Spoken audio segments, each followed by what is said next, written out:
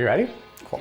Over the past few months, I've been combing the country to find members of the LGBTQ plus community. It's all about accessorizing. Whose stories are authentically and unapologetically outstanding. We just planted our first bud. These new friends of mine are not only staying true to themselves. I'm the cool dad. He's the old one. They're inspiring others and me along the way. He always lets people know we care about you, we see you, we love you. I'm Jesse Tyler Ferguson, and this is Outstanding. Growing up gay in the South, Chad Beanblossom never dreamed he'd be able to start a family of his own. That's because as late as 2017, in some states it was perfectly legal to discriminate against same-sex couples looking to adopt. Recently, Chad and his partner Paul welcomed their foster son Michael into their family. Over 80 people attended the Beanblossom's online adoption, setting a record and making it the most attended Zoom adoption to date. But that's just the beginning of this story. I'm the cool dad, obviously. I'm the cool, fun dad. He's the old one. I'm Chad Beanblossom. I'm Paul Beanblossom. And we've been together for 17 years.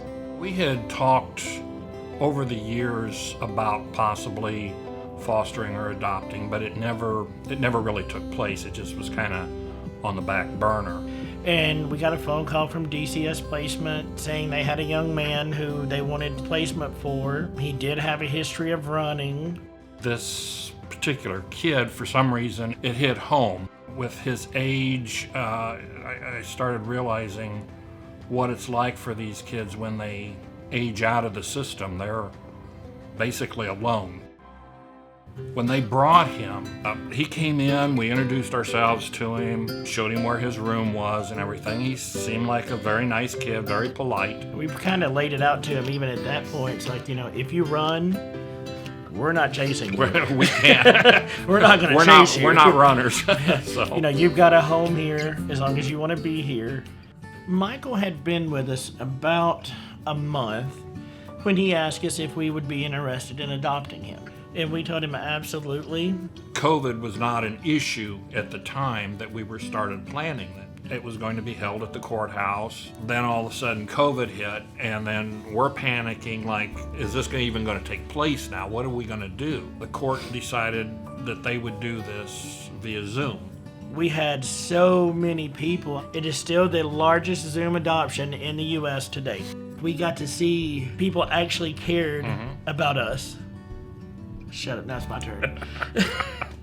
Growing up in a homophobic community, being a young gay kid, I didn't ever think it would be something to happen. I can remember vividly when the judge started, the final part of it. Even up until that gavel hit, you're waiting. In the back of your head, you're still waiting for that, but wait. And it didn't happen. To me, it really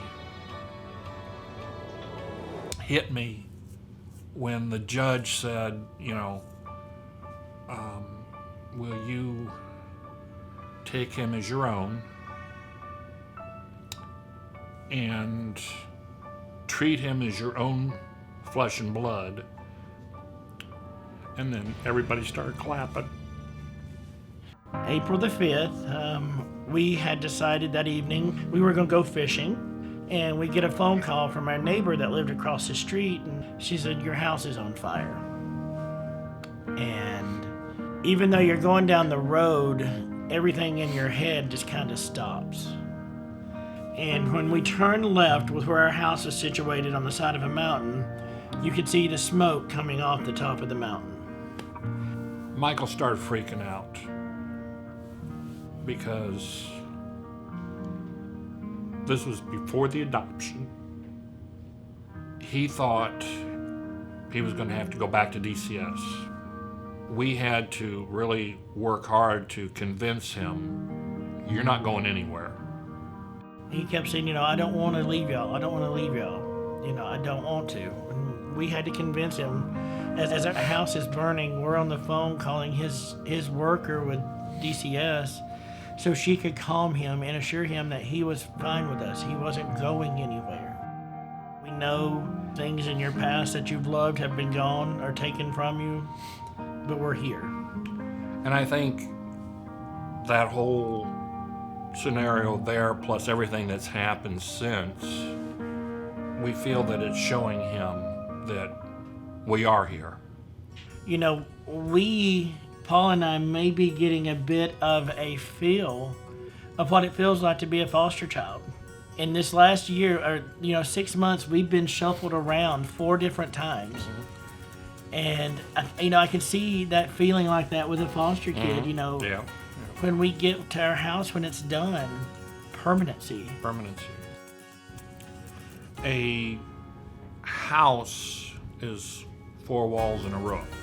What makes a home for us is our relationship with each other. You can live in any building in the world, but if you don't have love, it's not a home. With the construction of a new home underway, the Beanblossoms are getting through tough times with the love and support of their newly formed family.